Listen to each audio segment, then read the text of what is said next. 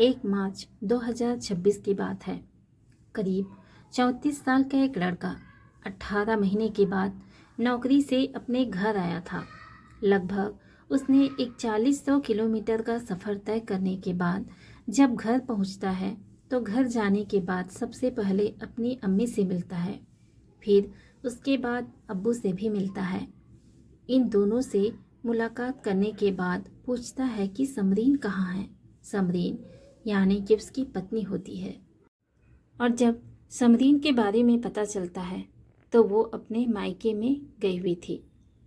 इसी बीच में जो उसका सरप्राइज़ देने का प्लान था वो सरप्राइज़ तो नहीं दे पाता। तभी वो समरीन को फ़ोन करके कहता है कि मैं आज घर आया हुआ था, पता चला कि तुम मायके में हो। जैसे ही उसकी बीवी ने यानी कि समरीन ने यह बात सुनी, समरीन जिद पर अड़ जाती है। एक काम करो, तुम यहाँ आ जाओ, यानी कि मेरे मायके आ जाओ। और जब मायके बुलाने के लिए जिद करने लगती है तो कहता है तो रहने दो, एक काम करूँगा, मैं कल आ जाऊँगा ससुराल, क्योंकि आज ही मैं वहाँ से आया हूँ सऊदी अरब से, और आज ही तुम्हारे यहाँ पहुँच जाऊँगा तो लोग तरह तरह की बातें कहेंगे। लेकिन समरीन ने जिद पकड़ ली कि आपको आज ही आना चाहिए। जब समरीन बार बार अपने पति से, अपने शौहर से जिद कर रही थी तो आखिरकार उसका शौहर, जिसका नाम एहसान रज़ा होता है, वो उसके मायके पहुंच जाता है। लेकिन पहुंचने से पहले ही रास्ते में उसकी मौत हो जाती है।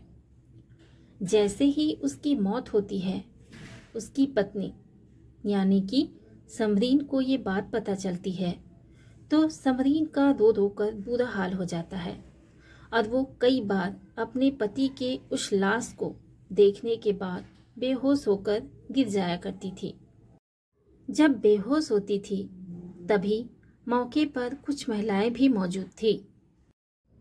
इसी बीच में कोई महिलाएं इतनी भी होशियार होती है कि वो देखकर किसी भी औरत को पहचान लेती है कि ये प्रेग्नेंट है कि नहीं है। लेकिन एक महिला को थोड़ा शक होता है। शक होता है तो फिर बात डॉक्टर तक पहुंचती है, और जब बात डॉक्टर तक पहुंचती है तो उसके प्रेगनेंसी का टेस्ट कराया जाता है। और जो प्रेगनेंसी का टेस्ट होता है तो पता चलता है कि समरीन सचमुच 2 महीने की प्रेग्नेंट पाई जाती है। उसका पति 18 महीने से बाहर था और उसका पति बाहर होने के बावजूद भी वो 2 महीने की प्रेग्नेंट कैसे हो सकती है? ये सवाल अब चारों तरफ फैल जाता है। जिस बात को लोग हादसा मान रहे थे वो हादसा नहीं था बल्कि कत्ल था। लेकिन सवाल यही था कि आखिरकार समरीन के पेट में किसका बच्चा पल रहा है, कौन है उसका बाप और कौन है कातिल। ये कहानी साल 2018 से शुरू होती है। बिहार प्रदेश का जिला होता है किशनगंज, और किशनगंज जिले का एक थाना लगता है कोचाधामन। कोचाधामन थाना क्षेत्र का गांव लगता है पुनास, और पुनास के रहने वाले एक व्यक्ति जिसका नाम होता है साबिर आलम। साबिर आलम की पत्नी होती है निराला बेगम, और उनके 5 बेटे होते हैं। 2 बेटियां होती हैं। जो सबसे बड़ा वाला बेटा होता है जिसका नाम है एहसान रज़ा होता है। एहसान रज़ा ने 12वीं की परीक्षा पास कर लेती है, और पास करने के बाद उसे कोई नौकरी तो अच्छी मिल नहीं पा रही थी, बस वो मेहनत मजदूरी ही किया करता था, किसानी किया करता था, या खेती बाड़ी में जो भी अपना माँ बाप का साथ देना होता था वह दिया करता था। एक दिन वो अपने पिता साबिर आलम से बोलता है कि अब्बू, अगर आपको कोई एतराज़ ना हो तो मैं सऊदी अरब जाना चाहता हूँ। उसके अब्बू ने कहा कि हमें क्या एतराज़ होगा, अगर तुम सऊदी अरब जाना चाहते हो तो चले जाओ आराम से। तो साल 2018 में वो लड़का अहसान रज़ा सऊदी अरब चला जाता है और सऊदी अरब जाने के बाद वहाँ बच्चों का हॉस्पिटल होता है और बच्चों के हॉस्पिटल में वो वार्ड बॉय का काम किया करता था। सब कुछ उसकी ज़िंदगी में ठीक चल रहा था। जो पैसे कमाता था वो अपनी अम्मी और अपने अब्बू को दे दिया करता था और ऐसे करते करते साल 2024 कब आता है पता ही नहीं चलता। एक दिन उसने अपने खास रिश्तेदार से कहा कि अब मेरी शादी की उम्र हो रही है या बिल्कुल शादी की उम्र निकल जाएगी, तभी तुम मेरी शादी कराओगे क्या? उसके रिश्तेदार ने कहा, कोई बात नहीं, हम लड़की ढूंढते हैं और बहुत जल्दी ऐसा मौका आता है कि लड़की ढूंढ ली जाती है। ये लड़की होती है उसके गांव यानी कि पुनास गांव से लगभग 25 किलोमीटर दूर पूर्णिया जिला लगता है और थाना लगता है रोटा। रोटा थाना क्षेत्र का गांव लगता है दो मोहनी की रहने वाली 10वीं पास एक लड़की जिसका नाम समरीन होता है। समरीन की 4 बहनें होती है, एक भाई होता है। ये समरीन अपने घर में सबसे बड़ी थी, जैसे कि एहसान रज़ा अपने घर में सबसे बड़ा होता है। दोनों परिवार लोग आपस में बातचीत करते हैं, एक दूसरे को देखते हैं और देखने के बाद इस रिश्ते पर मुहर लगा देते हैं और तारीख तय हो जाती है 30 मई 2024। दोनों की धूमधाम से शादी हो जाती है। सब कुछ ठीक चल रहा था, बढ़िया चल रहा था, लेकिन जो उसके लड़के की छुट्टियां होती है एहसान की, क्योंकि वो जॉब कर रहा था, नौकरी कर रहा था, बस वो अपनी पत्नी के साथ 3 महीने का समय ही बिता पाया था कि उसके जाने का वक्त आ जाता है। वो अपने यहाँ ऐसे यानी कि अपने घर से सीधा सऊदी 3 महीने पत्नी के साथ रहे। अब उसकी पत्नी ने हालांकि रोकने की कोशिश भी की, लेकिन वो लड़का कहता है कि यहाँ रहा तो उसे उतने पैसे नहीं कमा पाऊंगा, इसलिए मैं वहाँ से पैसे भेजता रहूँगा और पैसे जब भेजूँगा तो उन्हें इकट्ठा करते रहना। इकट्ठा करने के बाद हम अपना खुद का अलग घर बनाएंगे। इसलिए उसने पैसे भेजता रहा, अपनी पत्नी के खाते में पैसे इकट्ठा करते रहे और उन्होंने एक ज़मीन भी खरीद ली। 1 कट्ठा ज़मीन थी, वह 3 कट्ठा ज़मीन खरीदी। जिंदगी में सब ठीक ठाक चल रहा था। हालांकि जब समरीन अपने शादी के बाद ससुराल में कम रहती थी और मायके में समय ज़्यादा दे रही थी, क्योंकि घर वालों को भी कोई एतराज़ नहीं था। उसका पति जो सऊदी अरब में रह कर अपनी नौकरी कर रहा था।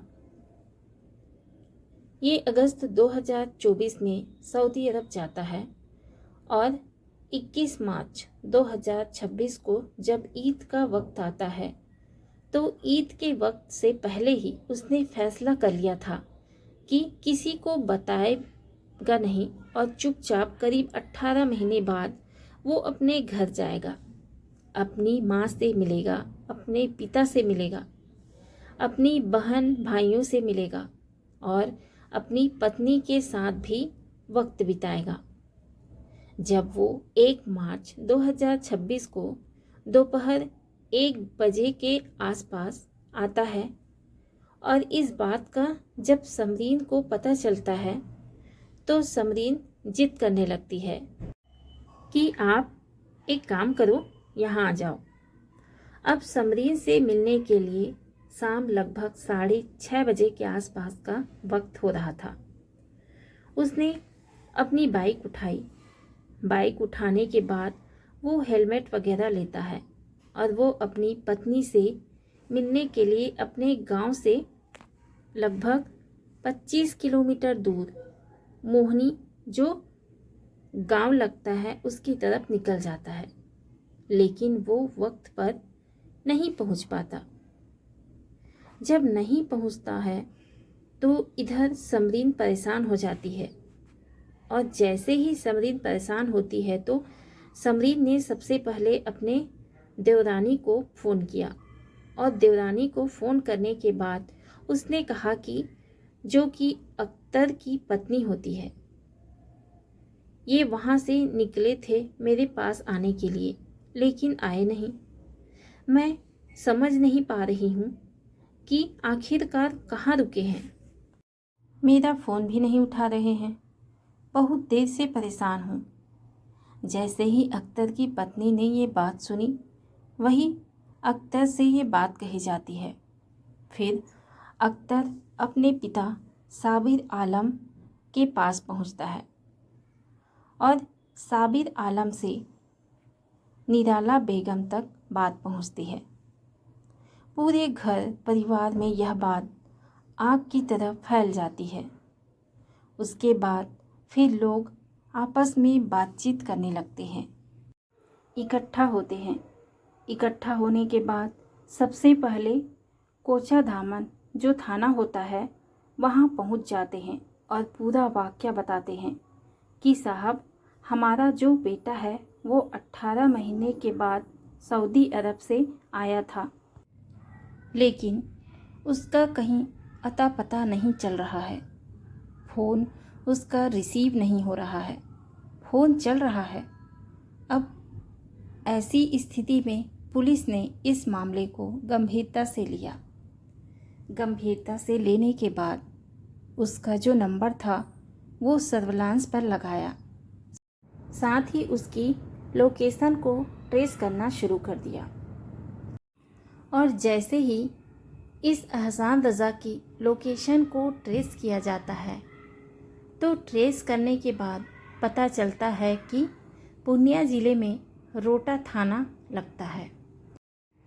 रोटा थाना में मल्हारा मदरसे के पास पश्चिम में पुराने कलवर्ट पुलिया है। पुलिया के इर्द गिर्द की ही लोकेशन पाई जाती है।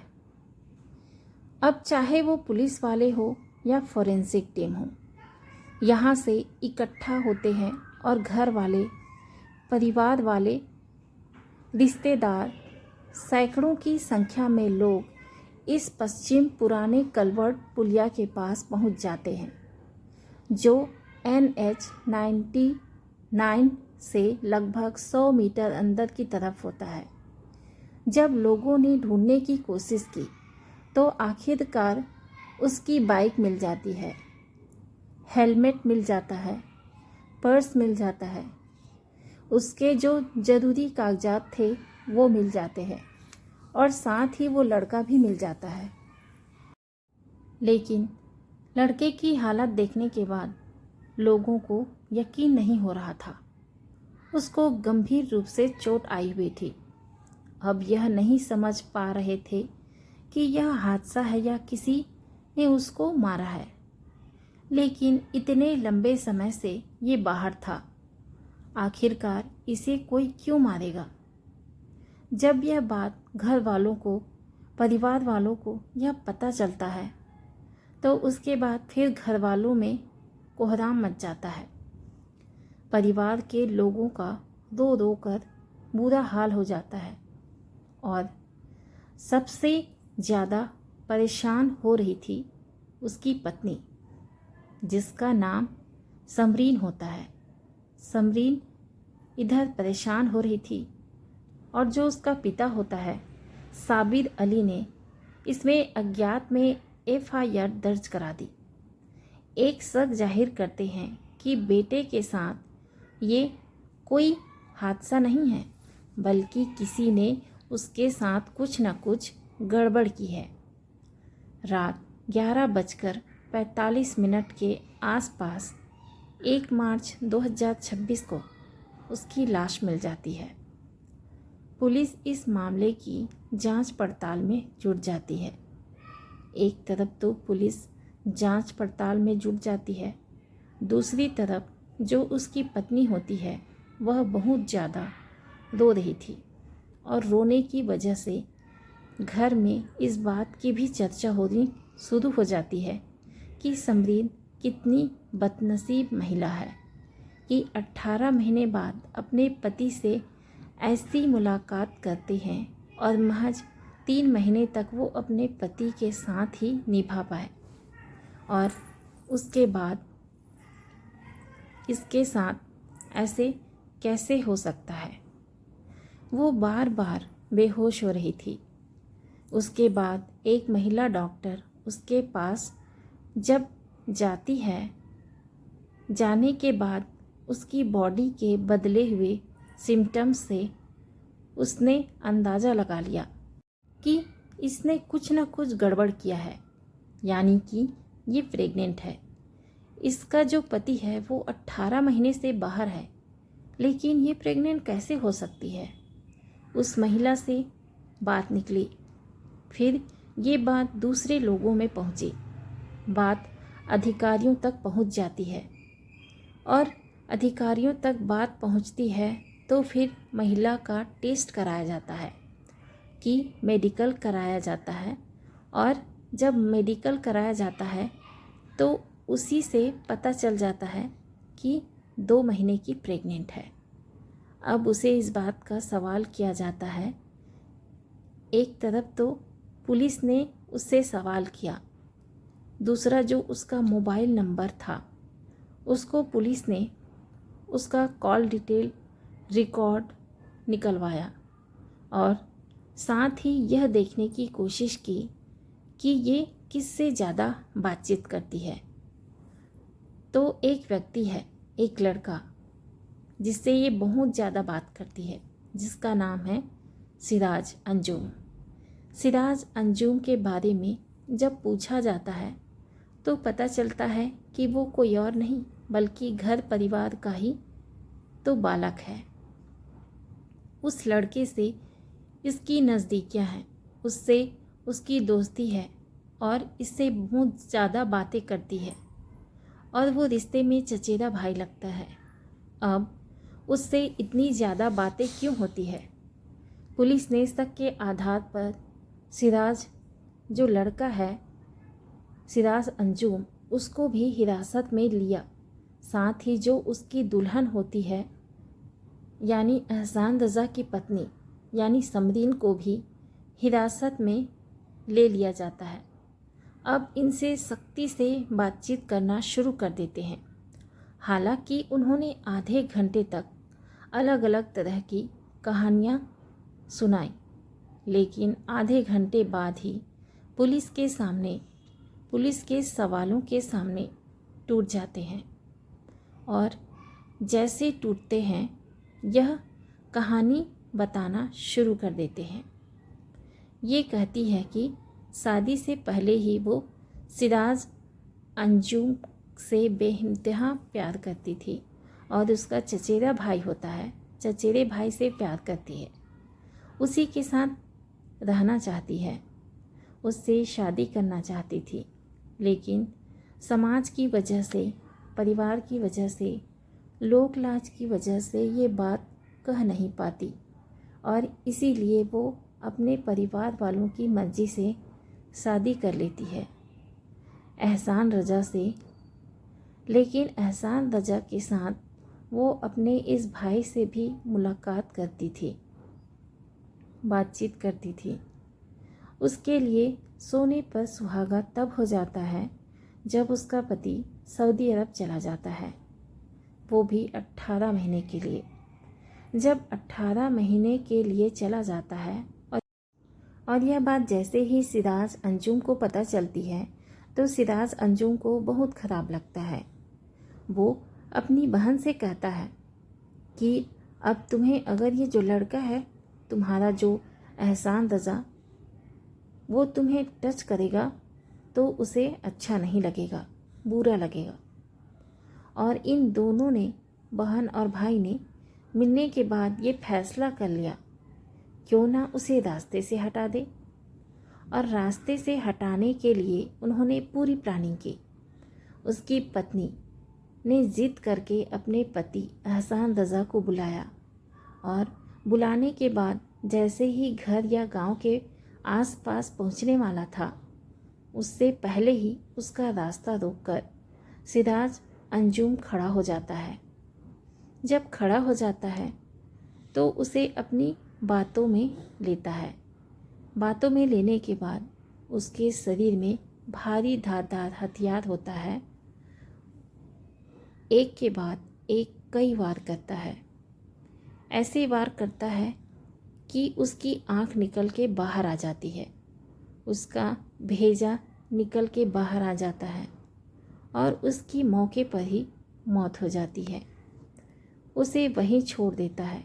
लेकिन कहते हैं ना कि कत्ल को कितने भी शातिर तरीके से क्यों ना कर ली जाए, या कोई भी अपराध कितने भी शातिर तरीके से क्यों ना कर ली जाए, इसके लिए चाहे कितनी भी पढ़ाई क्यों ना कर ली जाए, लेकिन कभी अपराध छिपता नहीं है और अपराध को खोलने में ज़्यादा वक्त नहीं लगता। उसकी लाश मिल जाती है। लाश मिलने के बाद फिर पुलिस पोस्टमार्टम करती है और फिर यही पता चलता है कि भारी धारदार हथियार से एक के बाद एक कई बार किए गए थे, जिससे उसकी मौत हो जाती है। अब इस महिला को, यानी कि जो ये समरीन होती है, समरीन और उसका जो प्रेमी कहे या भाई कहे, इन दोनों को गिरफ्तार करने के बाद जब पूर्णिया जेल में भेज रहे थे, जब मेडिकल टेस्ट कराया जाता है तो मेडिकल टेस्ट में ये बात क्लियर हो जाती है कि वो सचमुच प्रेग्नेंट होती है। अब प्रेग्नेंट होने के बाद वो जेल चली जाती है पूर्णिया में। तो दोस्तों, मेरी ये आज की कहानी आपको कैसी लगी कमेंट के माध्यम से ज़रूर बताइएगा। अगर आपको मेरी ये कहानी अच्छी लगी हो तो मेरे चैनल को लाइक कीजिए, शेयर कीजिए, सब्सक्राइब कीजिए। Thank you.